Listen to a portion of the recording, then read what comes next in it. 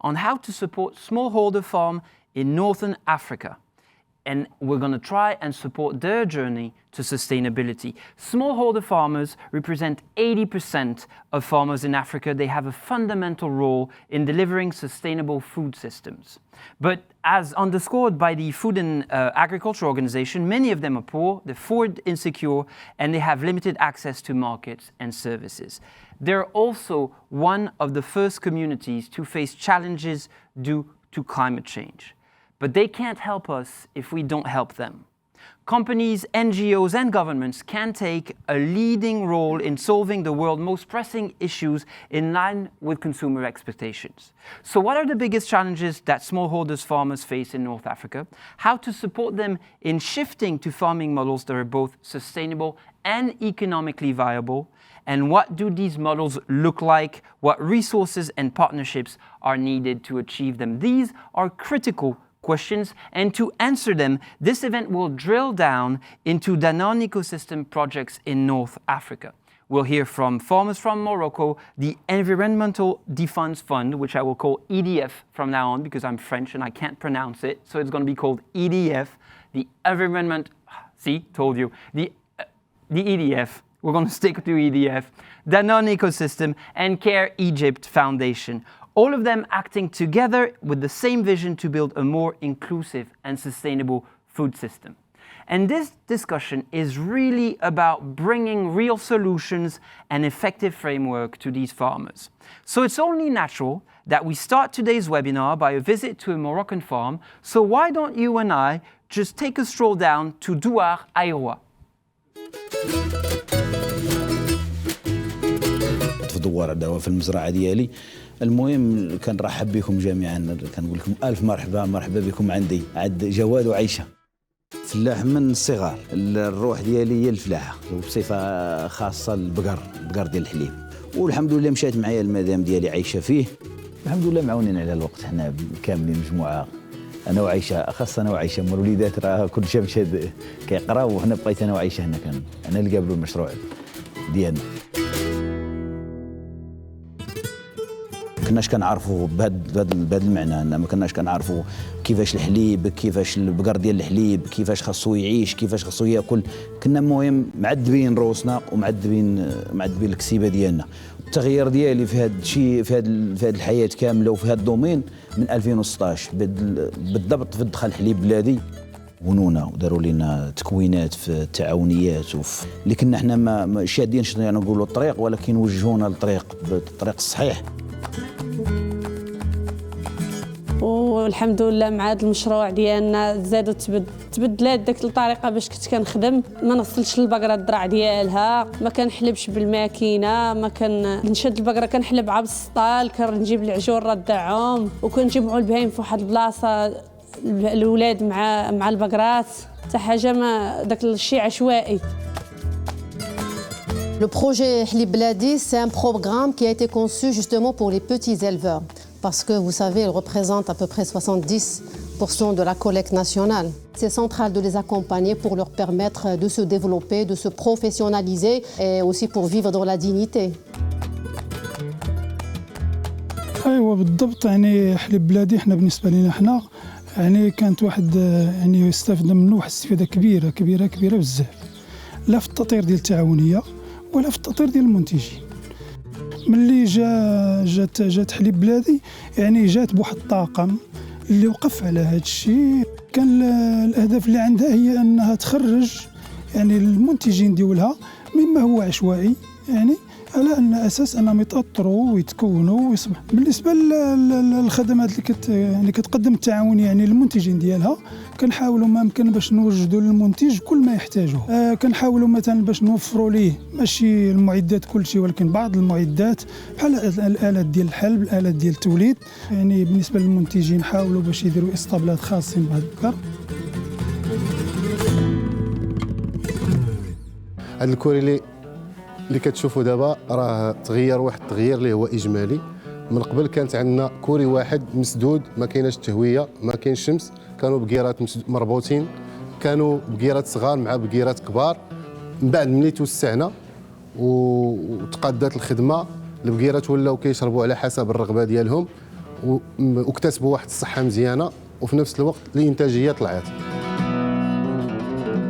كتخدم ديال البقرات، سيبهم، اربطهم، خرجهم، دخلهم، عندك مقابل هما ما باغيينش هذيك الحراره ولا ما باغيينش هذاك الكوري ولا هذاك الزمت، ماشي بحال دابا الحمد لله العجل مرتاح واخد راحته، كياكل وقت ما قال لي راسو، يشرب وقت ما بغى، بقره كذلك مرتاحه، كتبغي تاخذ الشمس كتمشي ليها، كتبغي تضل كتمشي ليه، الماكله كتبغيها كتبقى اللي بالتكوينات اللي استفدنا منها هي اللي خلاتنا ان الحليب يتزاد عندي وخلات عندي ان الجوده تطلع حين. كاين مردوديه اللي تتزاد، كاين نشاط اللي هو كيزدهر، ولكن في نفس الوقت كاين عقليه اللي كتختلف كتغير، كاين تاثير على التصرفات، على لي براتيك كوتيديان ديال لي بيرسون، وبالتالي ولينا كنلقاو ناس اللي تيهضروا على البيئه، تيهضروا على كيفاش يحافظوا على الماء، كيفاش دايره الوضعيه ديال الفرشه المائيه.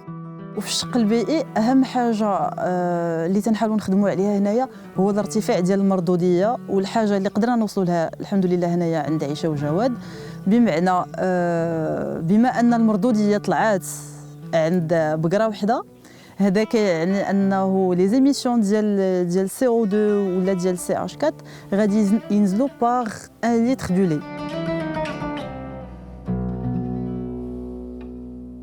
Alors ce qui est clair, c'est dans ce type de projet où on a ces trois dimensions, la dimension filière, chaîne de valeur, valeur ajoutée, etc. On a la dimension de l'autre côté sociale et environnementale. Il fallait réussir à réunir un certain nombre d'acteurs qui puissent d'une part apporter une certaine expertise, d'autre part aussi être capable de travailler en collaboration. Donc c'est ce qu'on a réussi à faire avec l'acteur privé, Centrale Danone ici au Maroc, Danone Ecosystem, la GIZ, puis bien sûr un certain nombre aussi d'acteurs partenaires tels que le Crédit Agricole, et puis sans oublier les fondamentaux pour bien sûr y arriver, c'était les petits éleveurs et puis les centres de collecte. وتزدنا تبدلنا، ما بقيناش ديك الخدمه اللي كنا خدامين بها ما بقاتش عندنا، الفضل يرجع للحليب البلادي. وبعيد ان شاء الله جميعا ماشي كمثلي انا ولا كنتمنى كاع الفلاحه ديالنا يكونوا بواحد هذا المستوى، ونتمناو كاملين يديروا هذه المشاريع بحال ما هكا، ونتمناو كاملين نزيدوا بالبلاد وبالانسانيه القدام الحمد لله جمعاء. هذا هو اللي كاين.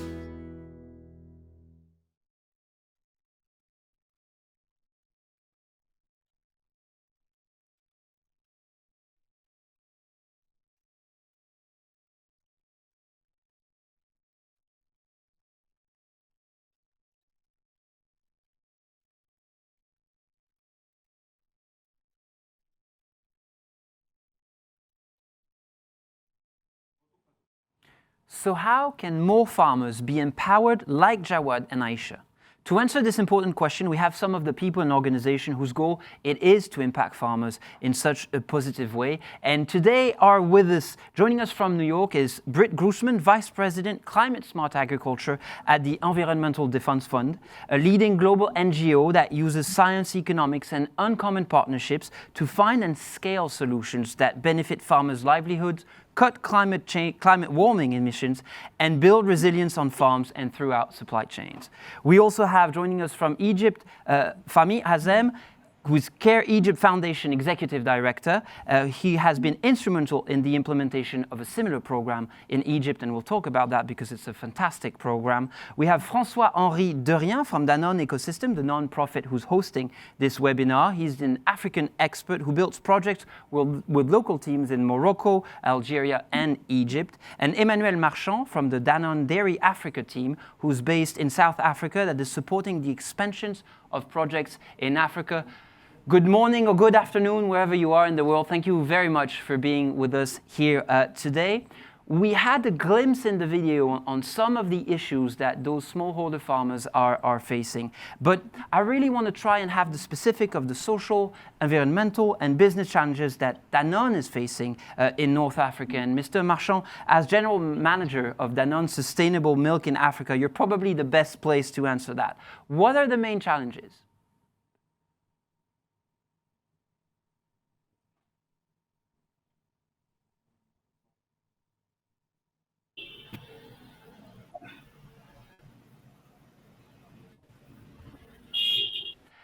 Mr. Marchand, it seems that your microphone might be off, which it was the sentence of 2021, 2022 when we all lived on Zoom. But it seems. Can you hear me now? Yes, we can hear you great. Thank you very much. And we missed your entire answer. Sorry about that. So going back to the main. So great the first time. Yeah, okay. I know it's the second take. The second take is the hardest, but let's try again. Hello everyone. Sorry for that. Challenges. The number one is about food sovereignty of those countries, and this is certainly the most important one. We are at a time when populations are growing. We are expecting a growth of 75 million people in the region by 2050. We are at a time where, for some of those people, the intake of protein is still not enough. So there is more need, and we are in a context of climate change and water stress. And what we are observing is that water stress is becoming a reality now. It's not about the future, it's about now. This is the challenge. The challenge is food autonomy, in particular for milk protein, in a context of climate change.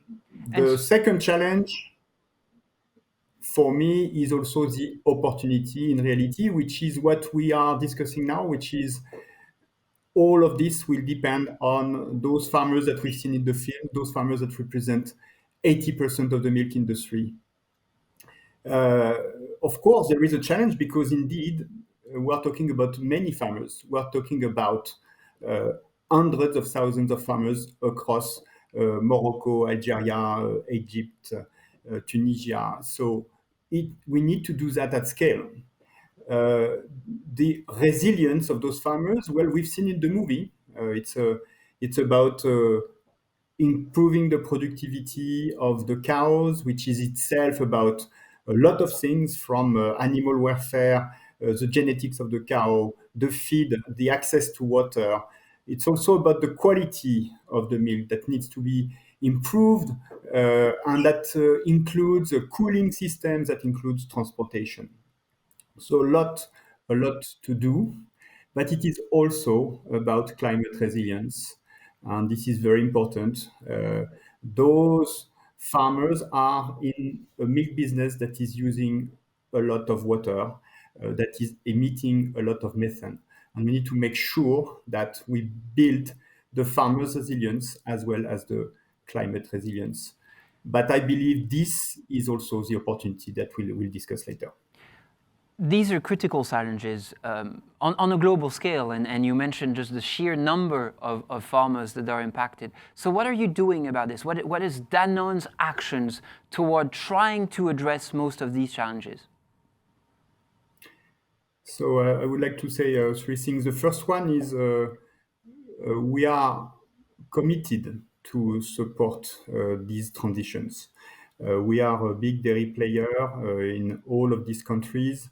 We've been a player for a long time. We believe it is part of our mission. By the way, the mission of Danone is health through food to a majority of people who are just at the core of what is our responsibility, we believe. That's the number one. The number two, I believe, and that's where the challenge becomes an opportunity. These are projects we've been working on for years. What we see in the movie is an amazing project that I have visited in Morocco, and I've seen there that we had the people, the expertise, the passion, the engagement, and the results. And this is one of the projects. There have been projects also in Algeria. There have been projects also in Egypt. And these projects have demonstrated it's possible. And so what we're going to do is continue the journey. We believe we have a lot of learnings. By the way, when I say we, it's important to say that it's a collective. We have always built those solutions with others. We want to continue to build those with others. And then we will need to now bring them to another scale. And that would be end. Now we need to move to another scale. That's the next step. And in order to do so, and you just said the exact thing, you need partners. And this is where the EDF comes in. Ms. Grossman, the Environmental Development Fund that you vice president of has been a key leader in influencing climate science and policy worldwide. And it recently established a partnership with Danone to achieve a 30% absolute reduction in methane emissions from fresh milk used in Danone's dairy products. How are the farm holders concerned in this? Where do they fit in this equation?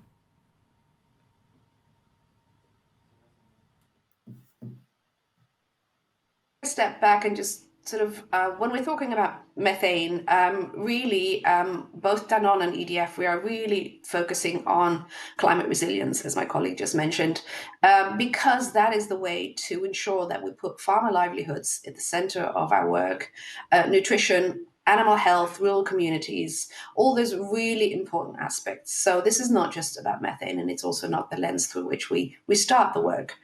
However, it is clear that those solutions that we're looking at for addressing livestock emissions often bring greater farm efficiency, they boost the income of farmers, and they help produce this nutritious food for a growing population that Emmanuel was mentioning. There's still a shortage of protein for many populations around the world. Researchers has shown that if we want to address livestock emissions, the best way globally to do this is to focus on production changes, and particularly so in smallholder systems, which is the majority of dairy production around the world.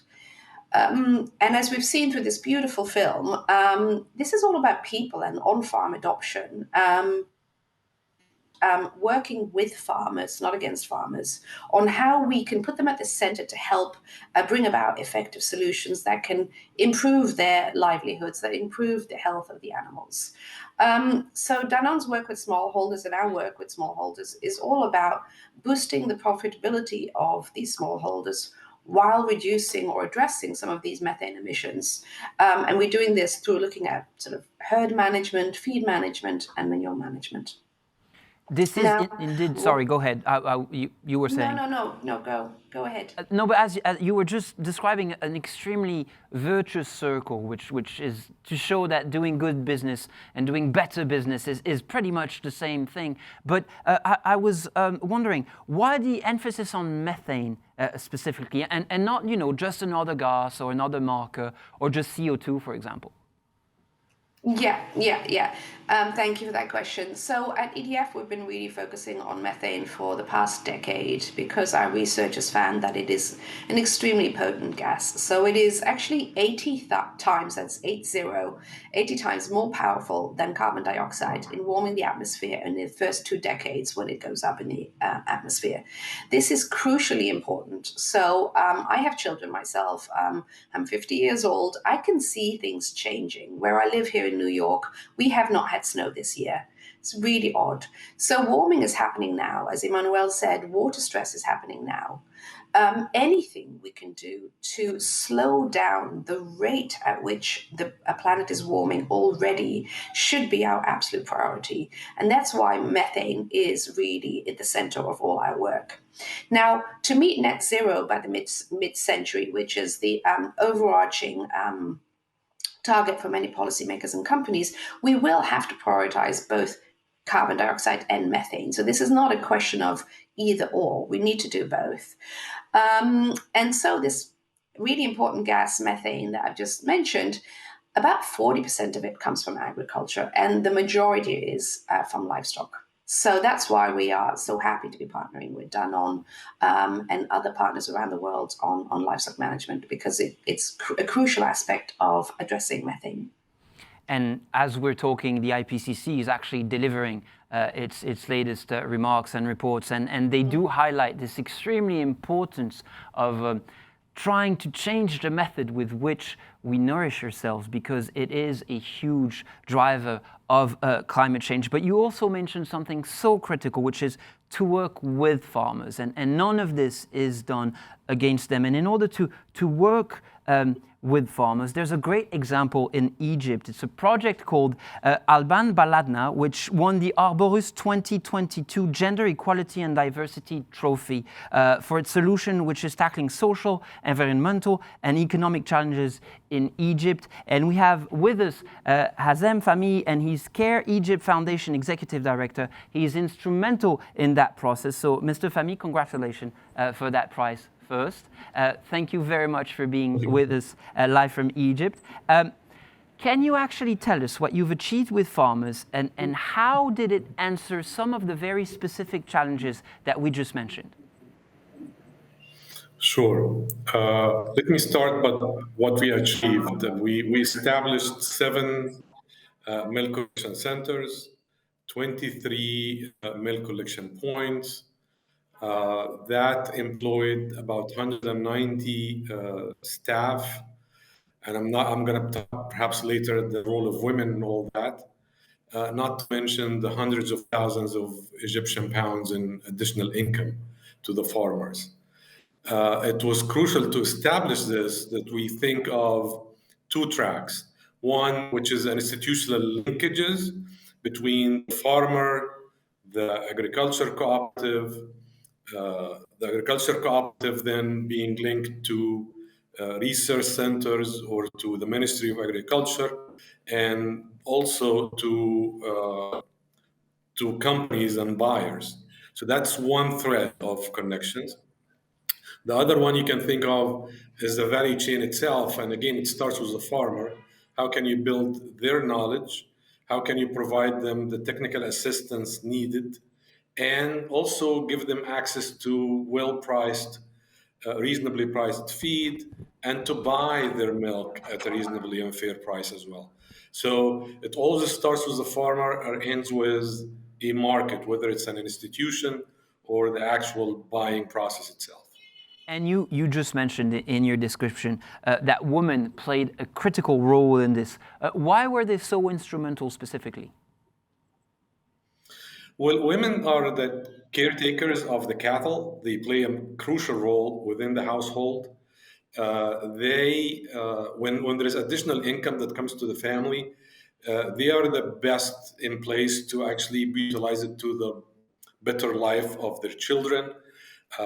We've worked with 24 leaders, women leaders in the community who are able to get into the houses, convince other women to become part of the program. The 190 jobs that I mentioned earlier, 36 of those were for women. But the farmers, that's more importantly, we're talking about 8,500 farmers, above 8,000 of those have been women. When you think about the number of households and the family members, we're talking about 27,000 family members that were able to benefit from that. So they get better nutrition, they get additional income, and ultimately that translates also to having a voice in their family and in their community as well. It always strikes me when we hear from projects that are directly on the ground, such as yours and such as the one in Morocco, how obvious the good that it does seem, and why are we not doing more? And when doing more, it seems like private and public collaborations are key. You just mentioned the entire link that you created. Looking at Egypt specifically, how do you see the roles of these collaborations unfolding? How important are they, and how can we develop more of them? I think it's extremely important, and the example we're talking about today is when you link the NGO with the farmers, with the cooperatives, to provide access to a reliable market. So you give the peace of mind to the farmer, you give them what is fair, and you help them, especially with this day and age with a climate crisis. If you help them with the climate smart agriculture, you avail finances to them, you give them awareness and know-how, but more importantly, you work with them to accompany them through that journey of utilizing the finances and the new knowledge to be able to actually arrive to a sustainable lasting solutions that will help them economically and help all of us environmentally as well. And you just mentioned climate smart agriculture, and that is one of your specialty, Ms. Grossman. So I want to have your take on this. You've partnered with lots of organizations throughout the world to empower smallholder farmers and drive climate resiliency. So how does, in your view, Danone work in North Africa compare to other initiatives you've seen? It's actually quite similar. So when you work with food producers, whether it's farmers or fishermen, they will always first say to you, oh, but my specific circumstances are different, because obviously there's such place-based work. However, most work that is going to be long-lasting for protecting the climate has to focus on issues such as farmer livelihoods. We always have to put the farmer first. Issues like women empowerment, like my colleague just mentioned, animal health, and nutrition, to have that nutritional security for the countries. So the challenges and opportunities we're seeing in many of the smallholders are fairly similar. They have a lack of access to technical advisory, a lack of access to certain products, certain markets, and this is where the partnerships can really help. So obviously there is still a lot of opportunity to scale this integrated approach that Danone and others are trialing, but we are seeing a lot more of this happening, which is great. We EDF is working with some smallholders in India, for instance, where we are really focusing on how to enhance the livelihoods and better nutrition for the farmers in question. And the people we work with, the dairy farmers we work with, 70% of them are women. And it's really important that we really focus on optimizing farm productivity there by better feed for the animals, better health of the animals, which will lead us to better productivity and better quality milk, as we heard in the film. So it's really important that we work in that collaborative way and that we really focus on the livelihoods, and the other pieces will come along as well. We are engaged with the National Dairy Development Board in India. There we are trying to scale the development of small-scale biogas digesters. This is using the manure as the byproduct of the livestock to provide clean cooking fuel for households. Now, this might seem a little strange that I'm bringing that up here, but it just shows that all these pieces are integrated. Again, it is the women who are having to find biomass, go fetch wood, basically, if they don't have an alternative. And it's the women who will suffer the most. So by helping them install these biogas digesters, not only are we taking advantage of using the manure of the animals and addressing the emissions from that, we are also reducing the indoor emissions that was really affecting the indoor health and the air quality health of children and women who were exposed to this. So we need to sort of see things in a little bit more of a holistic way when we're working with small livestock farmers, and really identify what are the win-wins that we can get that will both give us climate benefits, health benefits, livelihood benefits, etc. Yes, what you're describing is really a systemic approach, and I guess also this is very much what partnerships are about, and this is also what Danone Ecosystem is about. And I have with me François-Henri Dorien, your Danone Ecosystem Africa expert. You're here with me in Paris, which is good. I don't feel completely lonely in the studio. Can you tell us just more a bit about the role of ecosystem in building coalitions? Hi everyone, very happy to be with you, Alex. So Danone Ecosystem is basically a non-profit entity from Danone that has a pocket of money, an amazing team, and is working to build some projects with both Danone business units and non-profit entity on the ground. And we support the project, of course, along their life, basically suring the three main phases of the project. The first one would be the design phase, second one would be the delivery, and then, because we try to do a sustainability projects that are sustainable over time, we work a lot on the handover phase. On the design one, it's always about understanding the local context, try to find the knowledge internally, externally, everywhere we can, and then we look for the best partner that has both very strong expertise and some boots on the ground. Once we have that, we can refine the approach, look for some kind of co-financer to get additional financial power to the project, and then we can deliver and hand over the project. And just so that we're clear, when you say boots on the ground, this means that in accordance to Danone's dual project, the procurement team actually have a big role. You do have, everywhere where Danone is implemented, yes. there is a pathway for Danone Ecosystem to get involved. Yes, totally. And Mr. Fahim started to mention that we need to make sure that when we uplift the capabilities of the farmer on one hand, we are able to secure the offtake on the other side. And this is the total power of the project we are building hand in hand with NGOs and Danone business units, is that we secure the offtake when we make the productivity grow. And it's not just about the big picture. We're not taking just market-wise, offtake, intake. You have supported projects in Morocco, in Egypt, in Algeria, as we were saying. So what have you managed to change concretely in the lives of these farmers? Yeah, so it's not theoretical at all. I mean, we've heard Aisha and Jawad's story. It's just one story out of the thousands that we could put on the screen, actually. Yeah? We perform some projects that have both social impact, environmental impact, and economical impact. If you look at the social impact, over the past 13 years, we've reached 35,000 farmers, out of them 12,000 in North Africa itself. And we managed to generate additional income up to plus 85% in Algeria alone. So we can reach very significant impact in terms of social, in terms of environmental. We perform some dissemination of good and regenerative agriculture practices in order to make sure that we reach this climate resilience that we've been talking over and over. And if you take the example of Morocco, just to give one figure, we are targeting minus 20% of greenhouse gas emission on the smallholder farmers alone, because if you increase the productivity, you can decrease the climate impact.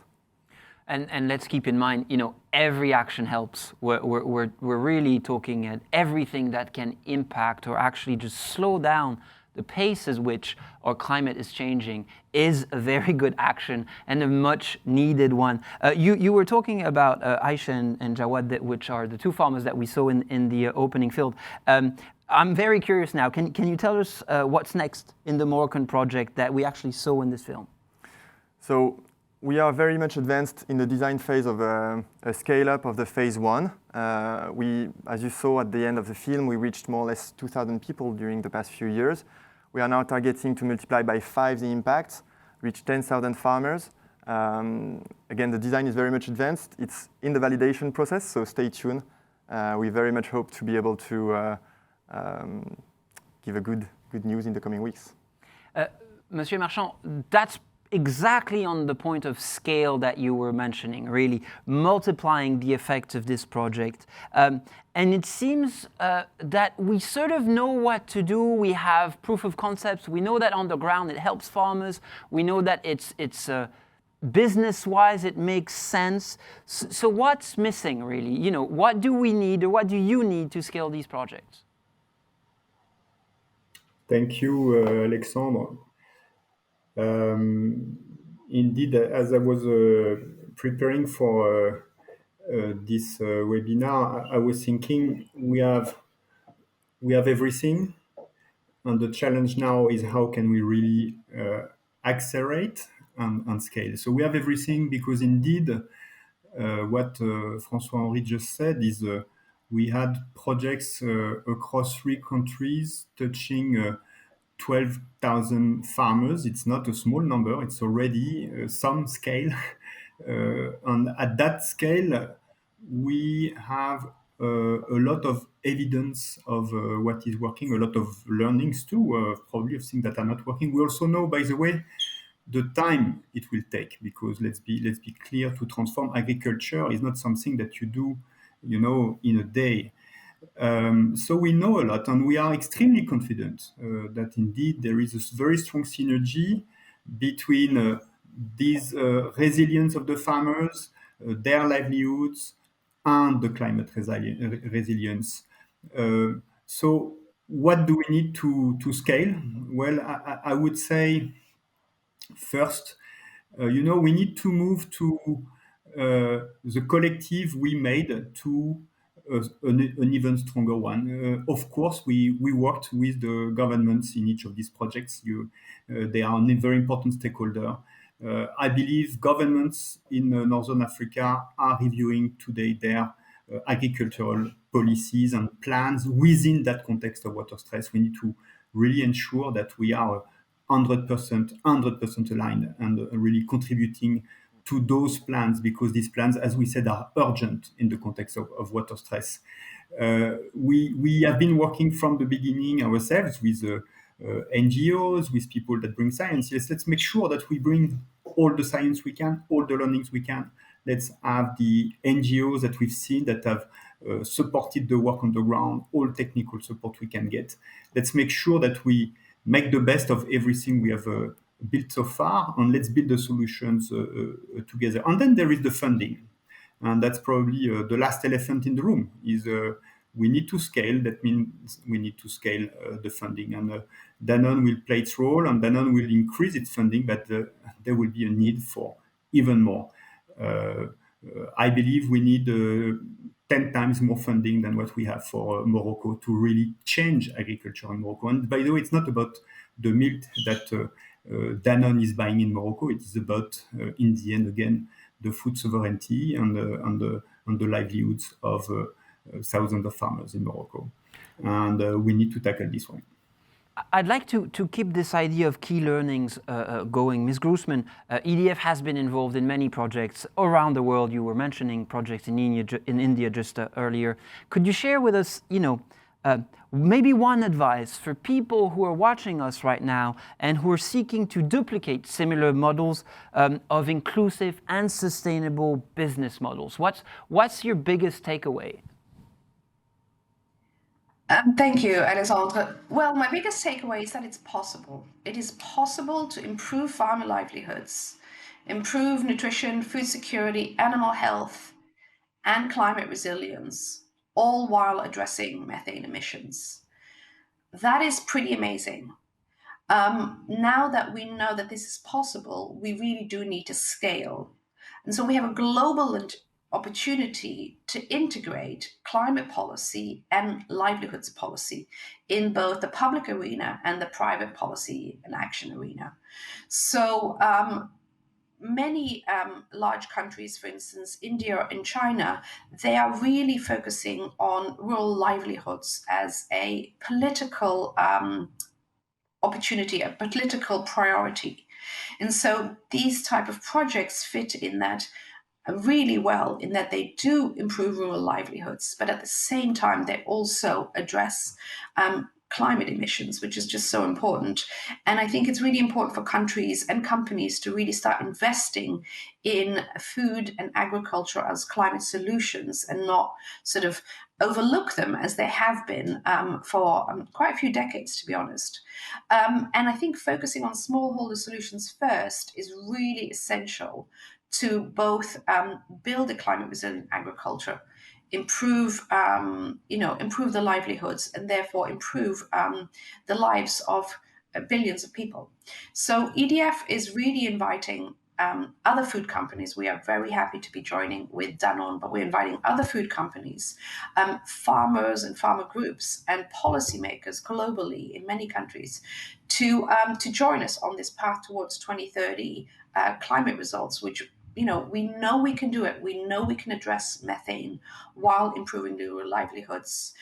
So we need those investments. The elephant in the room, as my colleague mentioned, we need to see public and private policy investments, because this is really a win-win solution once we start doing that.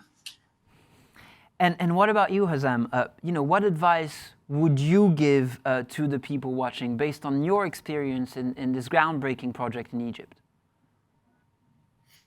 Well, two things come to my mind when I hear you asking this question. One, which resonates with what my colleagues have said already. I think availing finances to farmers, giving them the knowledge, to transform how they do their agricultural business to become climate smart. And again, like I said earlier, we need to accompany them through that journey. But then the other thing that comes to my mind is promoting projects like the projects we've been talking about here, because the learning from such project, then I tell you right now, it has transformed the way Care Egypt itself has been conducting its business. We have entered into several projects after the work we have done was done on, and the learning from that has been being repeated up with other food companies, food and beverage companies, or other projects that are funded by the EU, for example. So continue to promote these projects. I think it's of great value to everybody. Thank you. These projects actually work, people.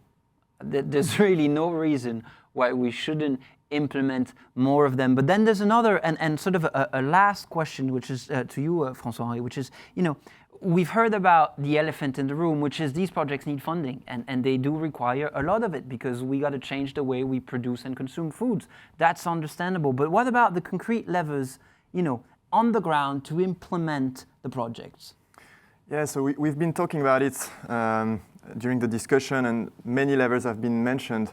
But if I had to sum up, I would probably put them in more or less 7 categories. The first one is the farmers' training, and it's where you can find technical assistance, for instance. The second big lever would be to renovate and upgrade the milk collection centers, as we did in Egypt, for instance.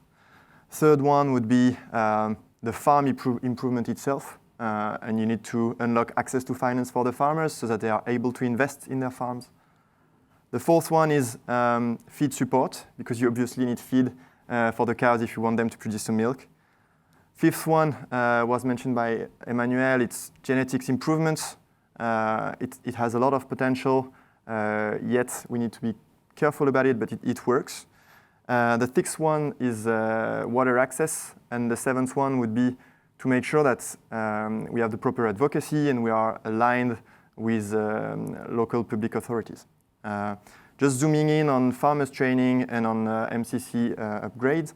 On farmer training, we want to upskill the farmers to make sure that they improve their productivity quite early on. And it's a long-term project that we are building, so we need to build trust with the farmers. And to get this trust, we really need to have some quick wins very early on. One thing that we've been hearing over and over in Morocco, Algeria, Egypt, for example, is the cows need some free water access in order to produce some milk. And free water access can just generate +10 to +20% of yield per cow in just a couple of weeks. So it's something that we've seen in these 3 countries, it works, In terms of type of training, we have 2 approaches. The first one is a masterclass that is performed to a vast number of people at the milk collection center level, for example. And the second one is to find some high potential farmers, kind of already willing to change, willing to improve. And these people can be really brought to another level, another step, from which they can become examples for the community. It's a very big unlocker that we've identified, especially in Morocco, and that we want to keep developing. The second big lever that I mentioned is milk collection center upgrade. And to do that, we need to make sure that we have process improved, people are trained on the ground. Again, it's something that we did both in Morocco and in Egypt. Second thing is to improve the infrastructure itself. It's quite simple, but you need to have electricity to manage your cold chain. You need to have electricity to have hot water to clean the tanks and so on. So it's really these 2 main levers are super key, and then all the other ones are very important too, but wanted to make sure that we sum them up before closing. And to make sure always that you work with the farmers, and that's the critical aspect of what we've heard. I want to thank you all for taking some time to be with us this morning and afternoon, again, depending from wherever you're talking to us in the world. I want to thank you for your insights, and mostly, and I can't highlight that enough, I want to thank you for showing that positive change is possible. Nothing is doomed about this, and there are actions and quick wins, as you were mentioning, that we can and must take for, for sustainable development, for an economic opportunities fair to all. And these are just a few good choices away. So I think we all need some good news these days. So thank you, you for bringing us good news from pretty much all over the world, from the United States, from Egypt, from South Africa, and here in France. I want to thank all of you for tuning in, from watching. You can go back to watching the IPCC report. It's critical as well. There will be infographics with many of the critical informations that we've mentioned today. They will be circulated to you if you're connected and if you actually subscribed. If you have any questions regarding the project and the topics that we've talked about, you can just drop a comment in the chat and the Danone team will get back to you. And should you have any solutions to help amplify those results we've seen today, you can also reach out to the Danone Ecosystem team through the chat as well, or wherever on the ground, wherever you are. From Paris, I say thank you for being here. Take care of yourself, take care of the planet. They're very much linked. See you soon.